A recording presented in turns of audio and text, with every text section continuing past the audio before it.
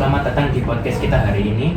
Tema yang akan kita bahas adalah hubungan antara budaya Indonesia dan agama Islam. Bagaimana nilai-nilai Islam hadir dalam kebudayaan kita serta beberapa kasus gesekan antara budaya, agama, dan negara di Indonesia. Saya Risa Karimurti dari program studi ilmu komunikasi dengan NPM Akhir 140 dan rekan host saya yaitu saya Yoga Ferdinand Syafa dari program studi manajemen dengan NPM Akhir 0066. bersama teman-teman saya yang ada di sini. Mari kita mulai perkenalannya. Perkenalkan, nama saya Gita Amelia Safitri dari Prodi Akuntansi dengan NPM belakang 277.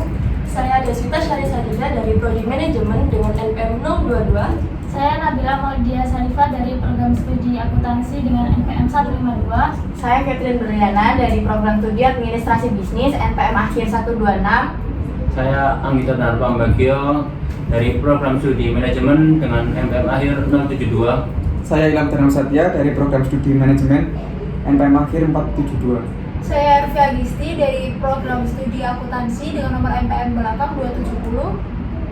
Kita pada segmen pertama yaitu budaya Indonesia di mata agama Islam. Nah, Indonesia mempunyai kekayaan budaya yang luar biasa melimpah, mulai dari tari-tarian, ritual adat, rumah adat, bahkan upacara tradisional. Nah, Islam sendiri adalah agama mayoritas yang ada di Indonesia. Nah, bagaimana sih pandangan Islam terhadap budaya Indonesia yang beragam ini? Mungkin kita bisa menjelaskan.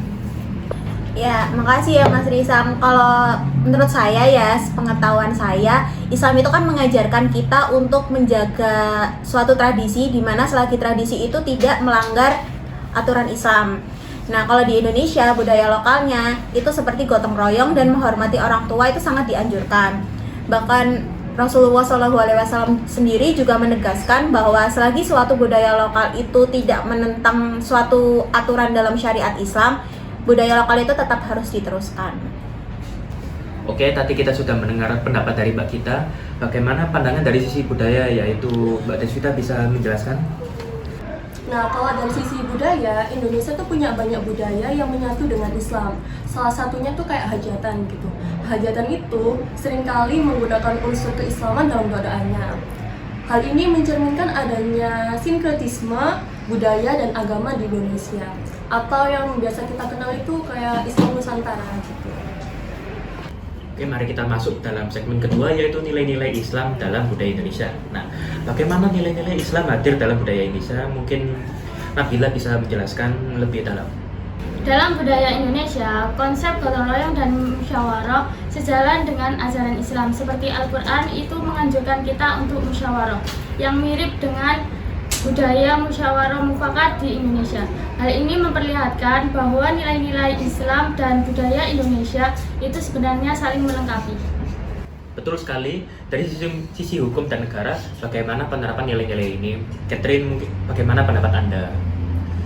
Oke, mungkin kalau dari persepsi hukum, Indonesia ini sendiri tuh udah ada Pancasila sebagai dasar negara, dan di sila pertamanya pun udah menyinggung dan udah mencerminkan seberapa pentingnya agama bahkan dalam prinsip ketuhanan.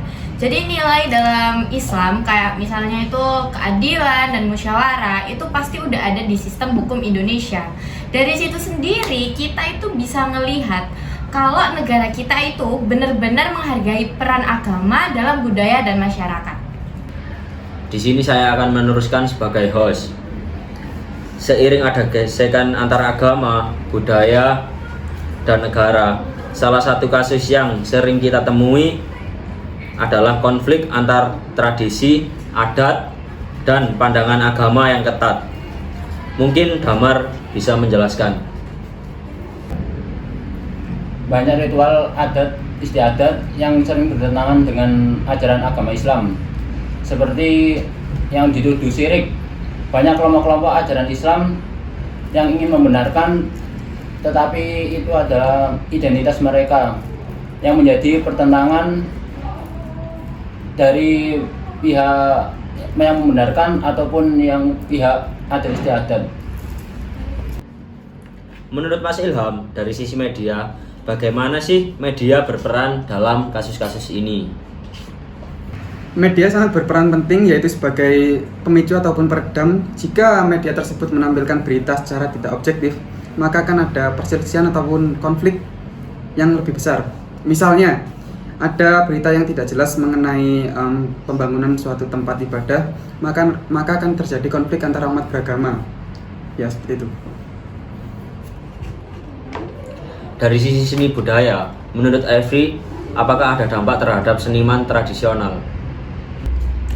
Nah, jadi untuk seni budaya sama agama yang Islam tuh banyak yang berbentrokan ya. Kayak contohnya itu wayang gitu sama seni lukis itu di Islam kan sebenarnya nggak boleh ya. Tapi dari POV para seniman kayak gitu itu seni-seni kayak gitu harusnya itu dilestarikan. Nah, solusi yang bisa aku kasih itu mungkin antara dialog seniman sama ulama-ulama itu ya bisa berdialog untuk memahami satu sama lain. Terima kasih. Oke, terima kasih atas pendapat-pendapat yang sangat beragam dari teman-teman di sini. Dari diskusi ini jelas bahwa hubungan antara budaya, agama, dan negara di Indonesia sangat kompleks. Namun, dengan dialog yang baik, kita bisa menjaga keharmonisan di tengah perbedaan. Sampai jumpa di episode selanjutnya. ACC.